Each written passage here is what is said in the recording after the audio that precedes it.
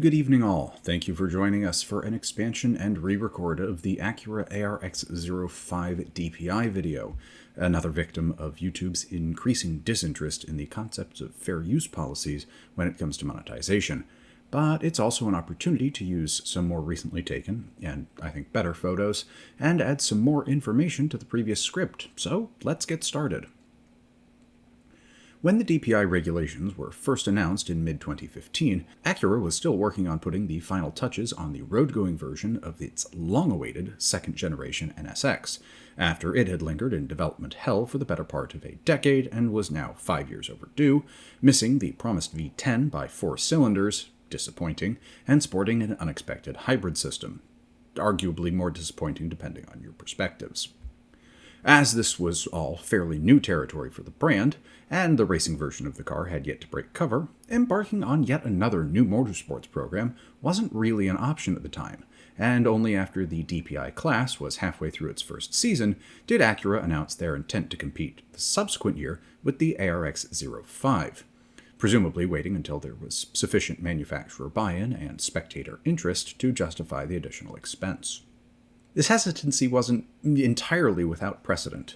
Acura's historical approach to motorsport had occasionally been marked by calculated entries and exits, most recently with the debacle of the ARX-04B, and thus they were probably at a point where deploying resources only made sense when favorable conditions for success and marketing potential were aligned. The DPI class, of course, represented IMSA's compromise between cost containment and manufacturer distinction, sort of an attempt to thread the needle between what was going on in Europe with prototype homogenization at the time and the more American tradition of brand identity preservation. At its core, DPI allowed manufacturers to modify homologated LMP2 chassis with brand-specific bodywork, engines, and electronics, creating visually distinct machines with theoretically equalized performance through balance of performance, BOP adjustments. While previous Acura Le Mans prototypes had been based on developments of the Courage LC series chassis for the most part, complying with the new DPI and LMP2 rule sets meant that their options of chassis constructor prevented a continued relationship with their former constructor. Oh wait, no it didn't, they're Orica now. So, in the surprise of the century, Acura decided to partner with Orica to use the 07 chassis, but made more Japa-Hondanese, shall we say. The Orica 07 represented the, I think, inarguable pinnacle of the 4 approved LMP2 chassis, having garnered a reputation, not quite so much by that time, but certainly by now, for superior mechanical grip and aerodynamic efficiency compared to its Ligier, Dallara, and Riley/Multimatic counterparts. Acura's selection wasn't merely sentimental. Empirical data from the early LMP2 contests had demonstrated the Orica's superior performance envelope, particularly in high-speed corners where aerodynamic load generation proved decisive, and giving rise to an LMP2 class that, for the last few years, has merely become a one-make series, colloquially or pejoratively called Formula Orica. Partnering with Team Penske, against whom they had previously competed during Penske's Porsche RS Spider program, the ARX-05 broke cover in a test session at Paul Ricard in late July of 2017, followed by a number of subsequent tests at tracks across the US. I do apologize that I'm using Assetto Corsa footage, but again, fair use, and I'm not going to get copyright stricken for Assetto Corsa stuff. So, unless everybody wants to write YouTube letters, this is what we got. That and photos.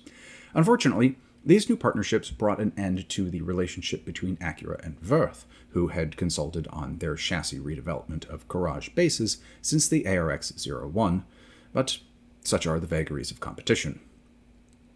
The Penske partnership represented Acura's acknowledgement that championship aspirations in this newer and more difficult class required more than just a solid technical platform.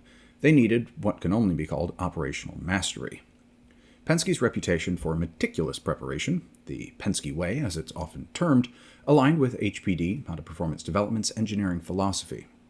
Initial testing at Paul Ricard yielded promising results, with the car demonstrating exceptional mechanical balance and thermal efficiency, though early telemetry suggested further development was needed in low-speed corner exit scenarios where power delivery characteristics proved suboptimal.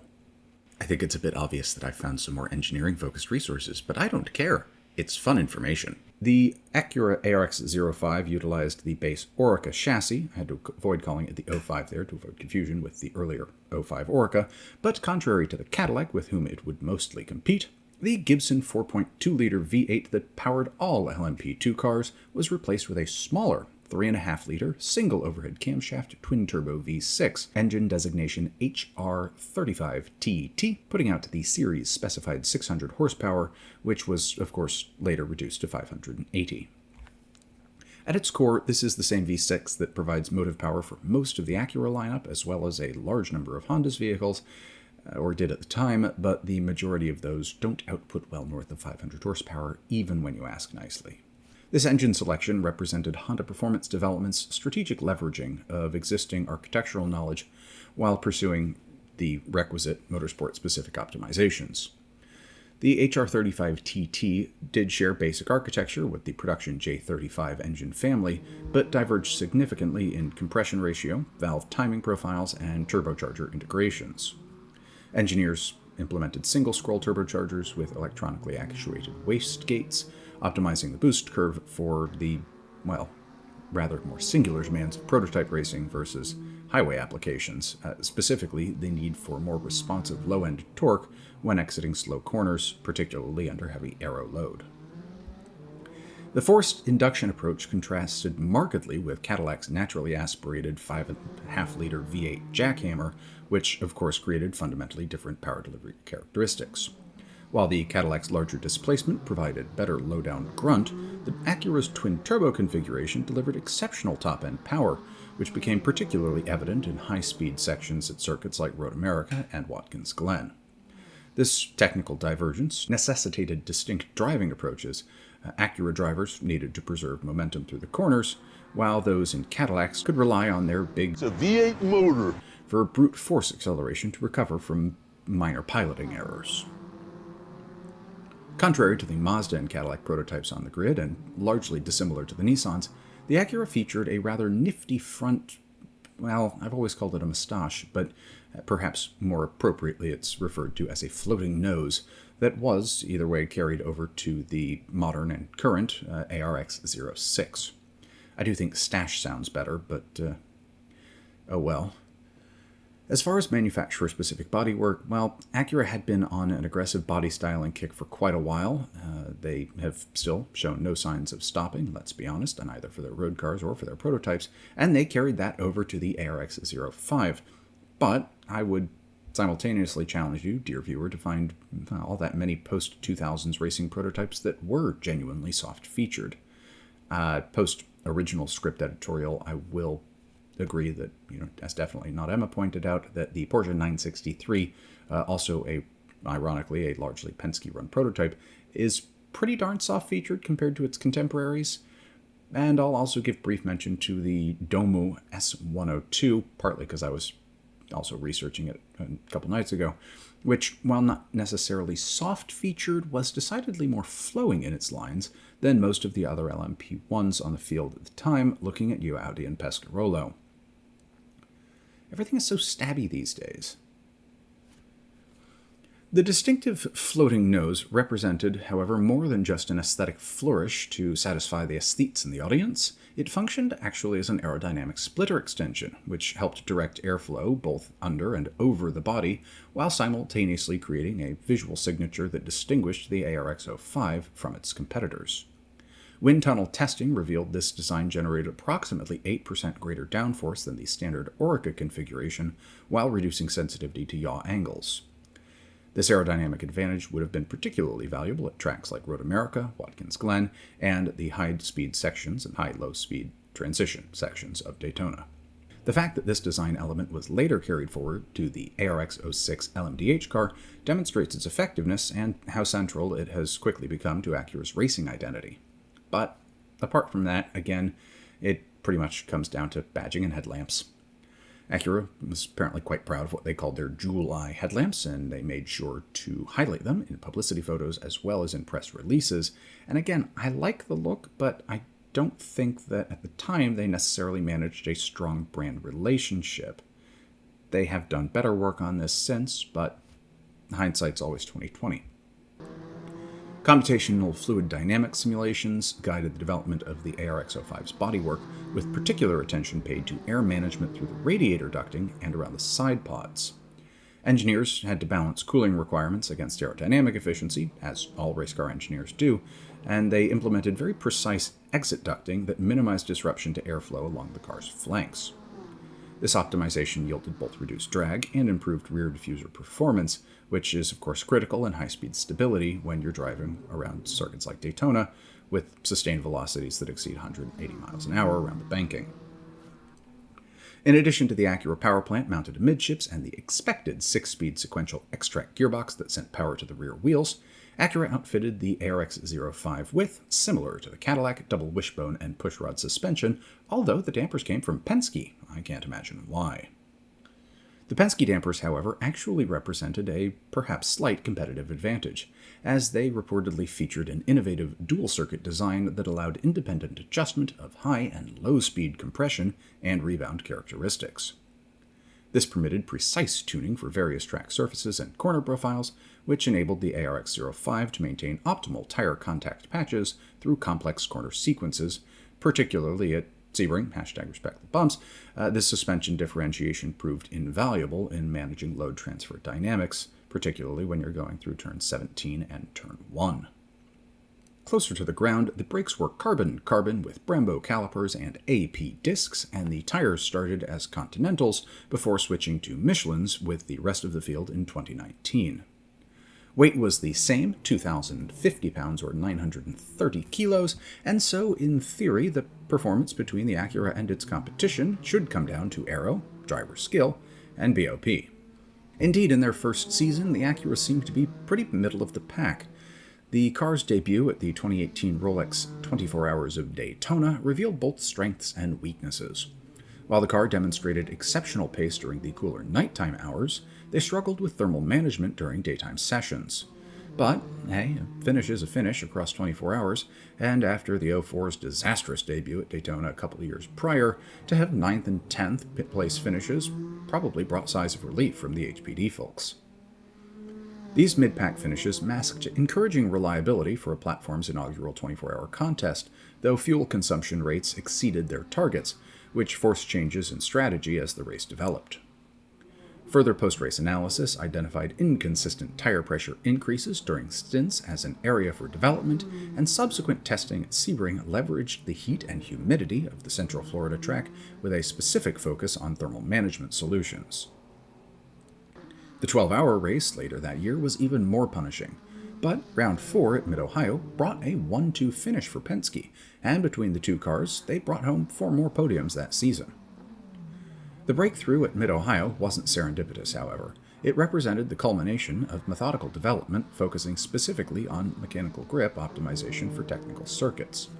The sweeping, undulating nature of Mid-Ohio's layout played perfectly to the ARX-05's strengths with its precise turning characteristics and exceptional mid-corner stability, while minimizing exposure to the straight-line speed deficit that was sometimes evident at Daytona and Road America.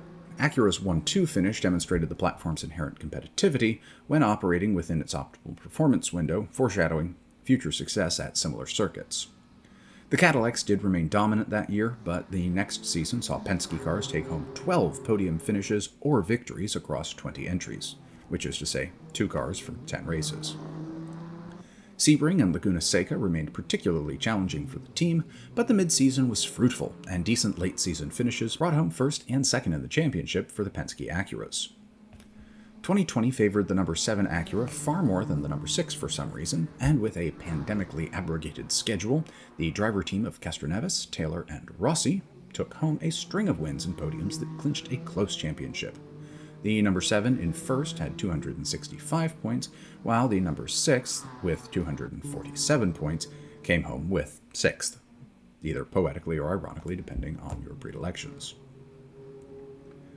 The performance disparity between the number 7 and number 6 cars during 2020 presents an intriguing case study in the subtle variables affecting prototype competition. Despite identical technical specifications, shared data resources, and BOP, minute driver preference accommodations in damper settings, differential preload, and brake bias distributions can clearly create substantially divergent performance actualizations.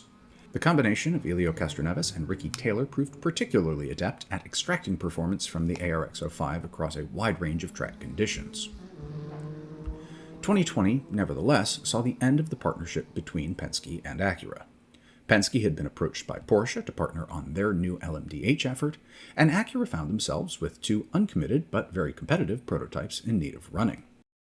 For 2021, new partnerships were found, but the partnerships that came about in 2021 with the Meyer-Shank and Wayne Taylor racing teams came about through two rather distinct avenues. Acura had previously partnered with MSR for their NSX GT3 program that they finally got around to, and with some of their earlier prototypes, so this was a relatively unsurprising avenue to pursue, as their previous experience with Acura power units and technical support infrastructure through their GT3 program provided a reasonable foundation of institutional knowledge that would facilitate a smoother transition.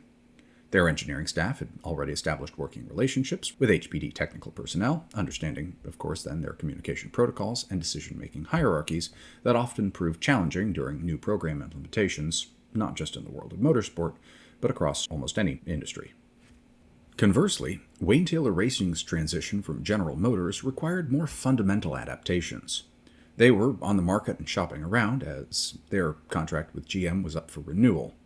Despite Wayne Taylor having been with General Motors for 28 years, including with great success during the Daytona prototype era, Mr. Taylor stated that the finalization of the LMDH regulations and the prospects it opened for Le Mans would be the deciding factor.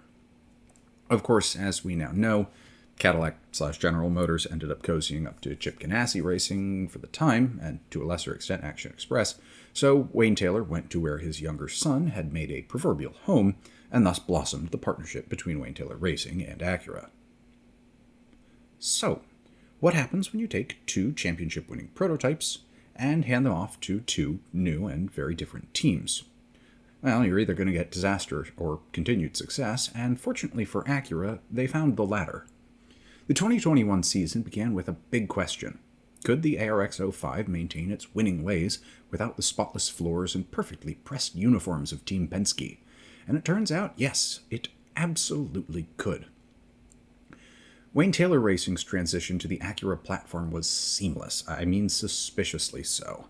After nearly 3 decades with General Motors products, Wayne Taylor Racing showed up to Daytona with their fresh Konica Minolta branded ARX-05 and promptly won the damn thing. First race out, and were very closely pursued by the ally Cadillac, which we can also now see at Daytona wearing Mission Food sponsorship in its post-career retirement, and Mazda Motorsports' Mazda, not that they'd be running anything else, less than 5 and 7 seconds behind respectively.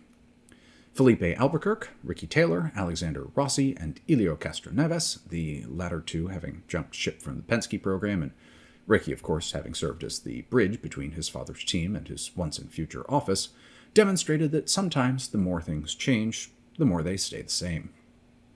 Meanwhile, Meyer-Shank Racing, already familiar with Acura from their NSX GT3 program, took delivery of the second chassis and proceeded to do fine.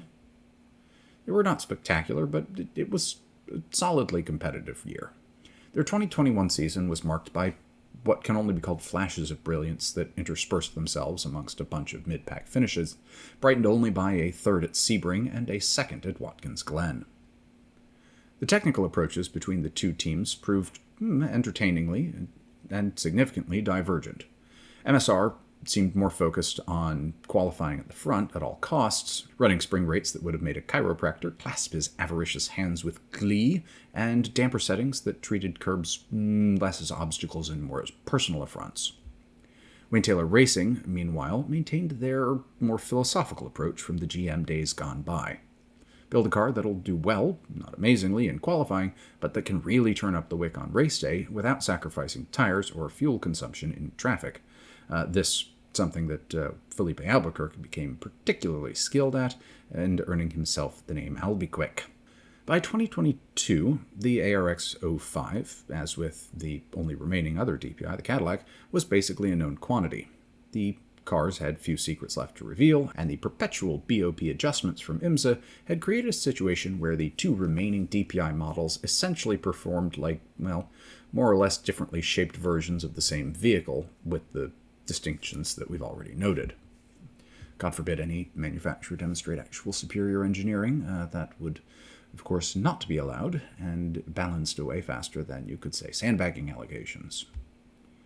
Wayne Taylor Racing qualified on pole for the Daytona 24-hour, with Albuquerque demonstrating an uncanny ability to extract performance from cold tires that had the team engineers checking telemetry twice to confirm they weren't witnessing either a violation of the laws of physics or the law of tire pressures. Not that any Acura-affiliated team would ever do such a thing, but it was MSR that claimed victory at the end of the race, a mere 3 seconds ahead of the Konica Minolta car. The Wayne Taylor Racing juggernaut continued through the season, however, including a victory at Laguna Seca, a track where the ARX-05 had previously struggled with its unique combination of abrasive surface and low-grip conditions that seemed particularly adept at confounding the Acura's setup window. But MSR was frequently just behind in second, especially in the late season, where they had a string of 5 second places to put them neck and neck for the championship, with Wayne Taylor, as the year and DPI as a class wound down. MSR's 2022 campaign highlights started and ended their season, where, following their Rolex win, they pulled off a stunning and slightly suspect victory at Petit Le Mans.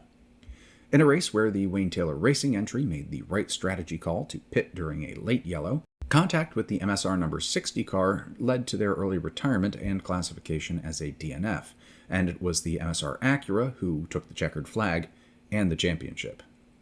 A arguably fitting, if melancholy, bookend to a successful program that began with Penske dominance and concluded with proof that the platform's competitiveness had transcended team boundaries. The platform's success validated HPD's approach to prototype development: find a proven chassis, integrate a well-understood engine, make it look vaguely like your road cars if you squint really hard, and then optimize the hell out of every component until the BOP committee notices and ruins your fun. It's a philosophy that would carry forward into the ARX-06 program, where they'd also have the opportunity to face the additional challenge of hybrid integration and the promise of Le Mans eligibility. Oddly, however, the ARX-06 remains the only one of the LMDH cars constructed that has failed to make an appearance at Le Sarthe to date, with HPD reportedly choosing to focus solely on IMSA and not planning to offer customer cars, apart from their flip-flop relationship between MSR and Wayne Taylor Racing, who, of course, has now gone back to Cadillac. At least 4 ARX-05 chassis are still in existence and in private hands or available for sale. Chassis 01 was listed for sale and on display at last year's Daytona Classic 24-hour race in bare carbon and offered for the princely sum of $1 million of your US dollars. Quick late addendum, I have it on good authority from somebody who is probably one of the leading Acura experts outside of HPD in the US, that Chassis 01, which was one of the original Penske cars, obviously, has actually been bought by Mr. Bob Nepal, the same chap who owns the MSR liveried car, and has been restored to its original Penske livery, hopefully with plans to campaign it in HSR events by the end of the year. While the number 10 Konica Minolta car is currently owned and driven by Mr. Stuart Wiltshire in both HSR and Masters Historic Racing events, while the number 60 car is similarly in the hands of Mr. Bob Nepal, who I believe is just participating in HSR events of late. Okay, that about wraps up the video. Shameless plugs for other content on the channel are pretty short, just the videos specifically detailing the ARX-03, 04, 06, and the Cadillac DPI VR, and the Orca 07, with which the 05, actually the 05 Orca and the 05 ARX shared a chassis architecture. For this week's call to action not featuring the 3 sacred words of YouTube, like, comment, subscribe. Remember that problems, like light waves, only coalesce into particles when we observe them. So look at them if you want to actually deal with them, otherwise they'll just bounce around your periphery and cause you no end of frustration. Or something. That one doesn't really work either, but I'm running out of ideas.